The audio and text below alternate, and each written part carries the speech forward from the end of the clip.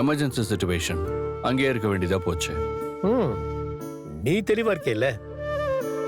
இதுல குழம்புறதுக்கு என்ன தாத்தா இருக்கு? ஆ,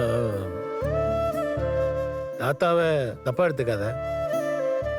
நான் பழைய ஆளு, எனக்கு உன்ன மாதிரி பெருசா யோசிக்க தெரியலப்பா. பரவாயில்ல விடுங்க தாத்தா. சரி, நான் ஆபீஸ் கிளம்புறேன். நான் இப்பவே காவேரிய பார்த்து பேசி ஆகணும். நான் வரேன் தாத்தா. டேய் விஜய் விஜய் இரு. நீ ஆளே ரொம்ப சோர்வா இருக்க. நைட்ல தூங்கல தானே? இல்ல தாத்தா. சரி, நீ முதல்ல போய் கொஞ்ச நேரம் படுத்து தூங்கு.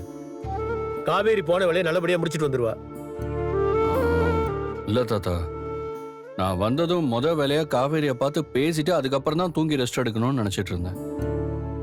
இப்ப நீங்க என்னென்னலாமோ சொல்லி என்ன குழப்பிட்டீங்க வேற. அதனால எனக்கு இப்ப உடனே காவேரிய பார்த்தாதான் நிம்மதியா இருக்கும். நீ போன்ல கூட பேசிக்கோ, ஆனா இப்ப நீ போக வேண்டாம். இந்த அசதியோட கார் ஓட்ட வேணாப்பா. டேய், தாத்தா சொல்றத கேளு.